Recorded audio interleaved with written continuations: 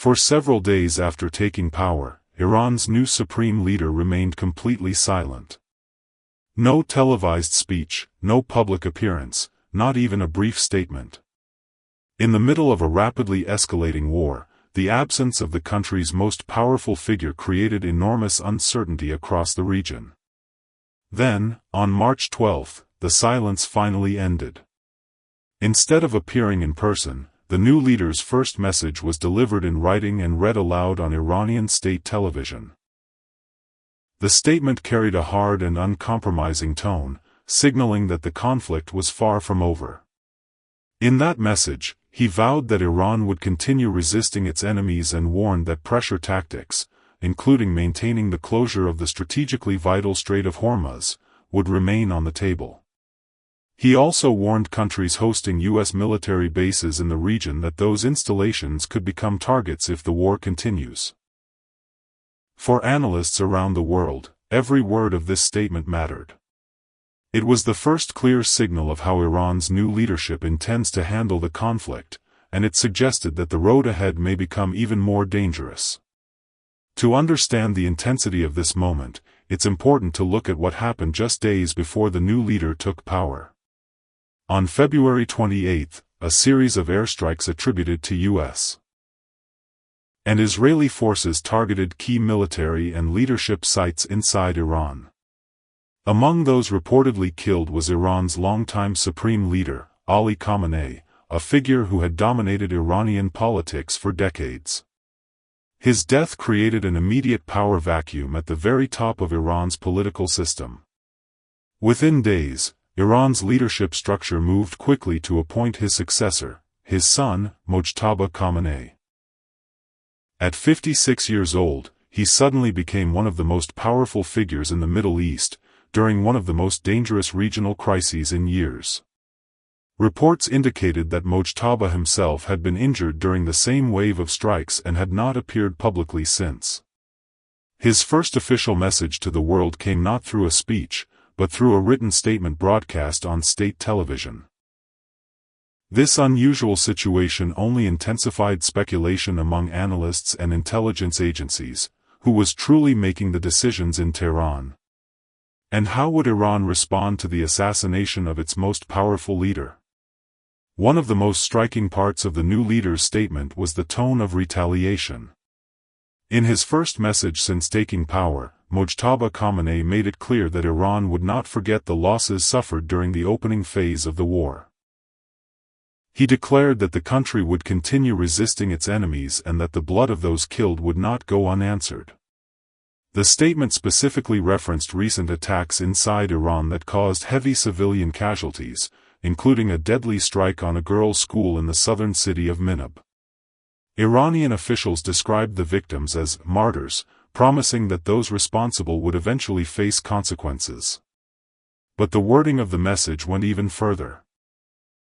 Rather than suggesting a single act of retaliation or a limited response, the statement implied something broader, that every casualty created a separate obligation for revenge. In other words, the conflict was framed not as a temporary military exchange, but as a long struggle in which Iran believes it has a duty to respond over time. For many analysts, this language signaled something important. Governments preparing for negotiations usually speak about restraint or diplomacy. This statement spoke about memory, justice, and revenge, words that suggest the war may be far from over. Another critical part of the statement focused on one of the most strategically important waterways on Earth, the Strait of Hormuz. In his message, Iran's new leader suggested that keeping this narrow shipping corridor closed could remain a key instrument of pressure against Iran's adversaries. The strait connects the Persian Gulf to global trade routes, and a significant share of the world's oil exports passes through it every day. Because of that, even the possibility of disruption can immediately shake global energy markets. Following the statement, oil prices reacted quickly as traders reassessed the risk of prolonged instability in the region. Energy analysts warn that if shipping traffic through the strait remains restricted for an extended period, the consequences could ripple through global supply chains, from fuel prices to transportation costs and eventually food and consumer goods. From a strategic perspective, the message was clear. Iran appears to view control over the Strait of Hormuz not simply as a military tactic, but as a form of economic leverage. By threatening one of the world's most important energy choke points, Tehran signals that the costs of continuing the war could extend far beyond the battlefield. For governments around the world, that warning carries enormous implications. Beyond the economic pressure of the Strait of Hormuz, Iran's message also carried a direct warning to countries across the Middle East. In the statement, Iran's leadership addressed Gulf nations that host American military installations.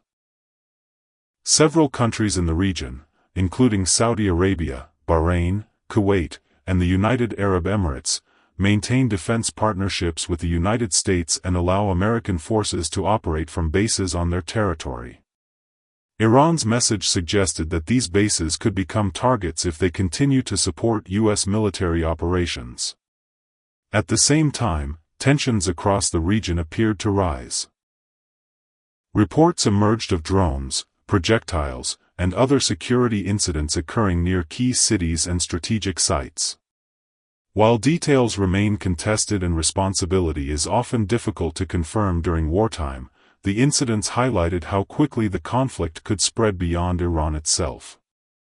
For regional governments, this creates a dangerous dilemma. Hosting American forces provides security guarantees, but it also places them closer to the center of the conflict. That risk of regional spillover is exactly what many diplomats fear most, a war that begins between a few countries but gradually pulls an entire region into the confrontation. Alongside threats directed at regional bases, Iran's leadership also hinted at something even more concerning: the possibility of opening entirely new fronts in the conflict. In the written statement, officials suggested that military planners had studied additional areas where their opponents might be vulnerable. The message did not identify specific locations or targets. Instead, it used deliberately vague language, leaving analysts to interpret what those new fronts might mean. That ambiguity is significant. In modern conflicts, uncertainty itself can be a powerful strategic tool. By suggesting that escalation could happen in unexpected places, Iran creates pressure on its adversaries to spread their defenses across multiple regions at once. Security experts note that Iran has long relied on asymmetric strategies, approaches that do not depend on traditional battlefield strength but instead focus on indirect pressure. This can include cyber operations, maritime disruptions, or the use of allied groups operating in different parts of the Middle East. Because the statement avoided naming specific operations, it leaves open many possibilities. But the core message was clear: if the war continues, the battlefield may not remain limited to the areas where fighting has already begun. For policymakers and military planners, that warning adds another layer of uncertainty to an already volatile situation. Alongside the warnings and military threats, Iran also laid out what it says are the conditions required to end the war. These demands were publicly presented by Masoud Pezeshkian, who said Tehran would only consider a ceasefire if several key requirements were met. According to official statements, Iran believes the conflict can end, but only if its security and political interests are recognized. The first demand is recognition of Iran's legitimate rights. In diplomatic terms, this refers primarily to Iran's insistence that it has the right to maintain its nuclear program, including uranium enrichment, under its own control. The second demand is financial compensation for war damage. Iranian officials argue that the military strikes have caused significant destruction to infrastructure and economic assets, and they say any peace agreement must address those losses. The third demand involves binding international guarantees that the United States and its allies will not launch future attacks against Iran. Iranian officials say a ceasefire would be meaningless if the country could be targeted again shortly afterward. Together, these three conditions form the foundation of Iran's position. But for many analysts, they also raise an important question: are these realistic negotiating demands, or political statements meant for a domestic audience? While Iran's three conditions outline a possible path to a ceasefire, each one presents serious obstacles for the United States and its allies. The first demand, recognition of Iran's nuclear rights, directly conflicts with the central goal of the military campaign. Officials in Washington have repeatedly said the operation was launched to prevent Iran from advancing its nuclear capabilities. Accepting unrestricted enrichment would contradict that objective and could be interpreted as abandoning the original justification for the war. The second demand, financial compensation for war damage, is also politically difficult. Paying reparations would likely require approval from the U.S. Congress and could be viewed domestically as admitting responsibility for civilian and infrastructure losses during the conflict. In American politics, that would be extremely controversial. The third demand, binding guarantees that the United States and Israel would never attack Iran again, poses another major challenge. A legally binding security guarantee would resemble a treaty, meaning it would require approval from the U.S. Senate.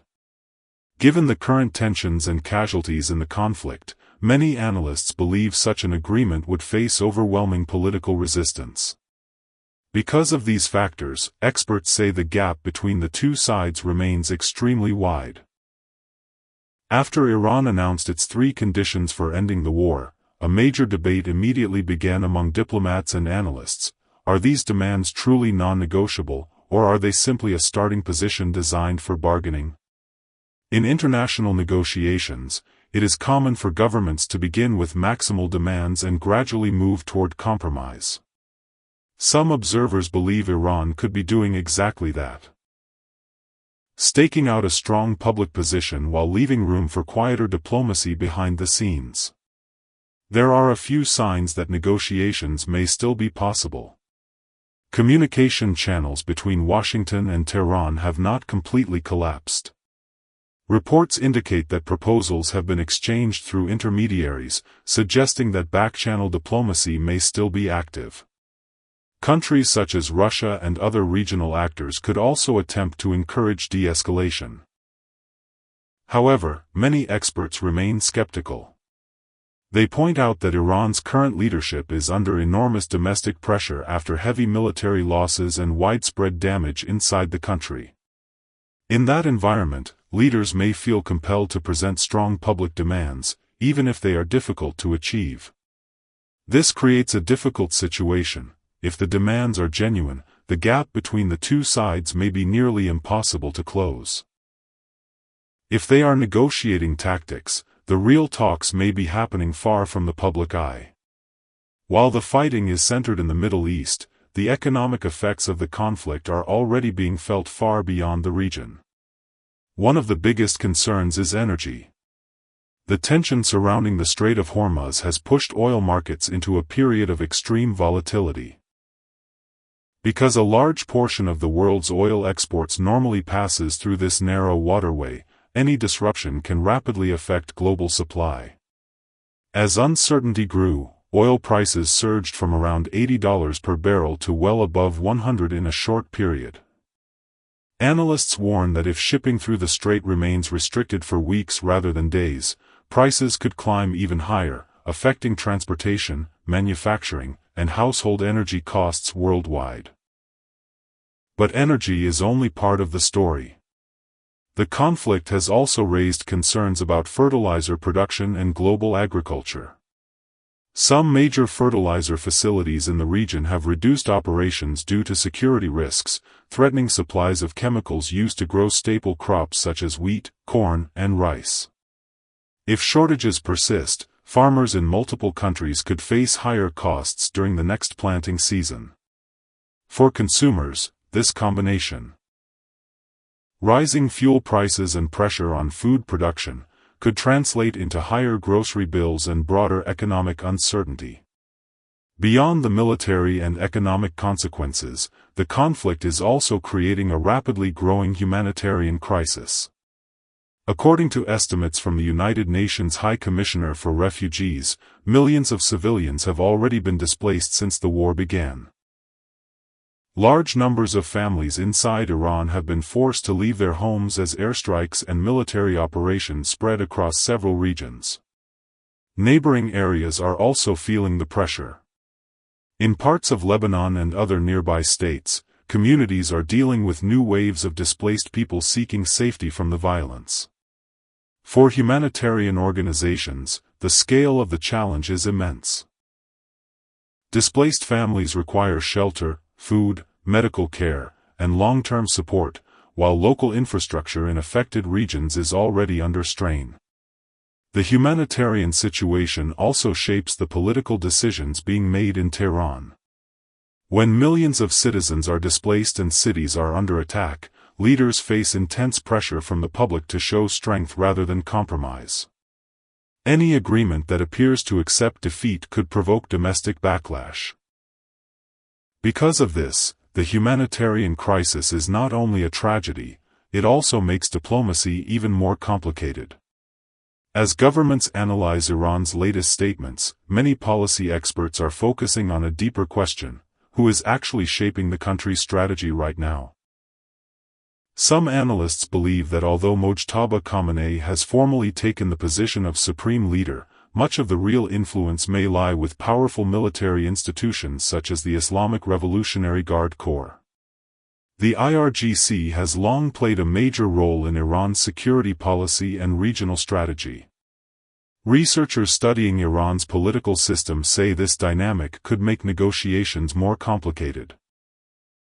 If major strategic decisions are strongly influenced by military leadership, reaching and enforcing a diplomatic agreement becomes far more difficult. Experts have also pointed to the personal circumstances surrounding the new leader. The conflict that elevated him to power reportedly involved devastating losses within his own family. In political terms, that kind of tragedy can create enormous pressure to adopt a hardline position rather than appear conciliatory. Across think tanks and policy institutions, a broad consensus has emerged: the gap between the positions of Iran and the United States remains extremely large. That does not mean diplomacy is impossible, but it does suggest that the conflict may continue to escalate before serious negotiations gain momentum. For now, analysts say the most important signals may come not from speeches, but from actions on the ground. In a conflict evolving this quickly, the next few days could reveal whether tensions move toward de-escalation or a much longer confrontation. Several developments are especially important to watch. First, military updates from the United States will be closely monitored. Officials from the United States Central Command are expected to provide operational briefings about security conditions in the Persian Gulf. Analysts will be listening carefully for any indication that naval forces are preparing operations to secure commercial shipping routes. Second, attention is turning to the global shipping industry. Insurance decisions made by major maritime risk groups will determine whether commercial tankers feel safe returning to the Gulf. If insurance costs remain extremely high, many ships may continue avoiding the region, prolonging disruptions in energy markets. Third, markets and intelligence agencies are watching for a public appearance from Mojtaba Khamenei. Since assuming power, he has not appeared on camera. A public address could signal that the leadership structure in Tehran is stable and firmly in control. Finally, diplomats are waiting for signs of movement in back-channel communications between Washington and Tehran. Even a small response could indicate whether negotiations remain possible, or whether the conflict is entering a more dangerous phase. As of now, the conflict shows few clear signs of slowing down. Iran's new supreme leader, Mojtaba Khamenei, has issued a message that signals defiance rather than compromise. His statement emphasized continued resistance, warned about expanding military pressure, and outlined conditions for peace that many analysts believe will be extremely difficult for the United States and its allies to accept. At the same time, the strategic stakes remain high. The situation around the Strait of Hormuz continues to influence global energy markets, while tensions across the Middle East raise concerns about a wider regional confrontation. Diplomatic channels have not completely closed, and some governments are still working quietly to prevent further escalation. But for now, the gap between the two sides appears wide, and both political rhetoric and military preparation suggest the conflict could continue for some time. For policymakers, markets, and ordinary people around the world, the outcome of this crisis will matter far beyond the battlefield. Energy prices, global trade, and regional stability are all tied to what happens next. The coming days will reveal whether diplomacy can still find a path forward, or whether this war is entering a longer, more unpredictable phase. Before you go, I want to hear your perspective. After everything we've examined, the leadership change in Tehran, the warnings about the Strait of Hormuz, and the three conditions Iran says must be met before the war ends, one question remains. Are these demands real conditions for peace, or just a negotiating strategy? Because if they are genuine, the gap between the two sides may be far larger than most people realize. But if they are only an opening position, then the real negotiations might be happening quietly behind the scenes right now. So tell me what you think. Do you believe this war is moving toward a diplomatic solution, or are we entering a much longer and more dangerous phase of the conflict? Leave your answer in the comments. I read them, and many of the best insights actually come from viewers who are following this story closely. If you found this breakdown helpful, make sure to like the video and subscribe so you don't miss the next update. Events are moving quickly, and when new developments happen, whether it's a shift in negotiations, a major military move, or a sudden change in the global markets, you'll see the analysis here first. Stay informed, stay curious, and I'll see you in the next report.